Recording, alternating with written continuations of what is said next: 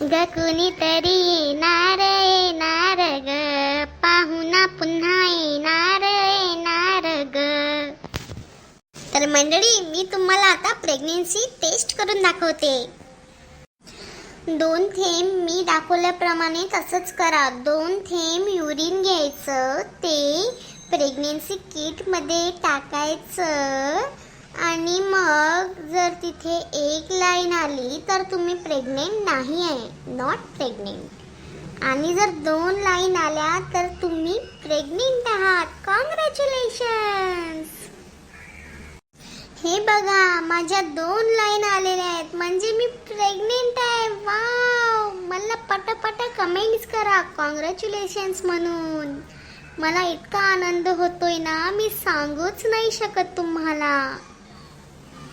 चला, आता मी बाथरूम मधून निघते आणि पुढचा व्हिडिओ तुम्हाला लिव्हिंग रूम मधला दाखवते. त्या दिवशी मी प्रेग्नेन्सी टेस्ट केली होती, त्याची क्लिप मी व्हिडिओच्या सुरुवातीला जोडली. आता त्यानंतर मी खूप व्हिडिओ केले. मी तुम्हाला सांगते, मला इतका आनंद होत आहे ना, इतका आनंद होत आहे. मी पुन्हा प्रेग्नेंट आहे तर मी तुम्हाला सांगू शकत नाही. आता तुम्हाला रोज प्रेग्नेन्सीचे व्हिडिओ बघायला मिळतील असेच. मला माहित आहे तुम्हाला पण खूप आवडतात ना. अगं बाई, आजी, तुम्ही त्याच आजी आना ज्या धनश्रीच्या व्हिडिओमध्ये, कोमलच्या व्हिडिओमध्ये जाता. हाऊ बाई वर्षा, मी तीच आजी हो, तीच आजी हाऊ मी. तर तू काय म्हणत होती आता की तुझे प्रेग्नेन्सीचे व्हिडिओ लोकायले लय आवडू राहिले. थांब, मग तुला मी पिक्चरच दाखवतो आता. थांब. पाय व बाई हे कमेंट, बाई काय म्हणते, किती विषयात आणून धरला. मग पाय बरं, किती बोर करत असशील तू. असे एकच कमेंट नाही, लय 4-5 कमेंट आहात. 4 म्हणजे असतील जास्तच, मी काही मोजल्या नाही. दाखवतो तुला हळूहळू एक एक.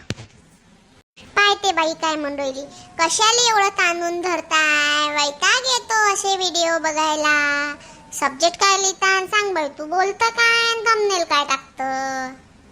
तुला लय बाया विचारतात की तुझं मिसकॅरेज झालं की नाही, तर नंतर प्रेग्नेन्सी कशी राहिली तर ते सांगत जाय ना. ते सोडून तू भलतच सांगत बसतो बिचार तू तुझा नवरा.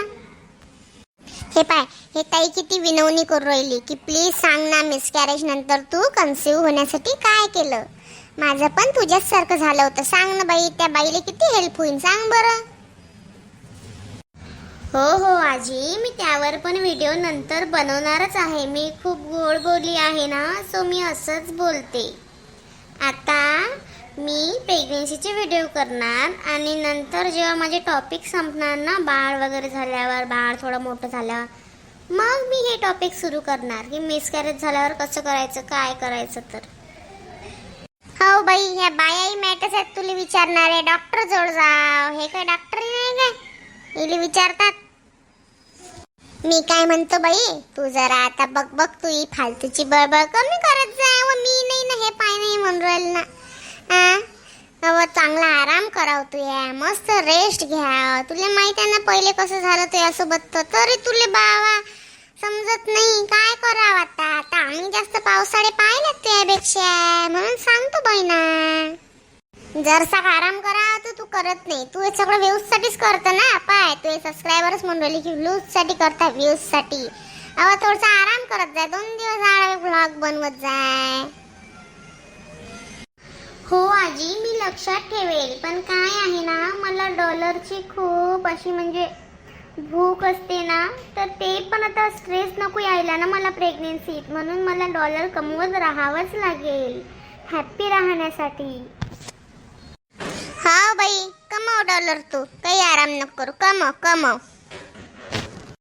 बाई, तुला काही कमेंट येत नाही तर तू अशी म्हणते का मला कमेंट आल्या होत्या, या विषयावर व्हिडिओ बनवा, त्या विषयावर व्हिडिओ बनवा. खोटे बोलतो का तू, का बाई.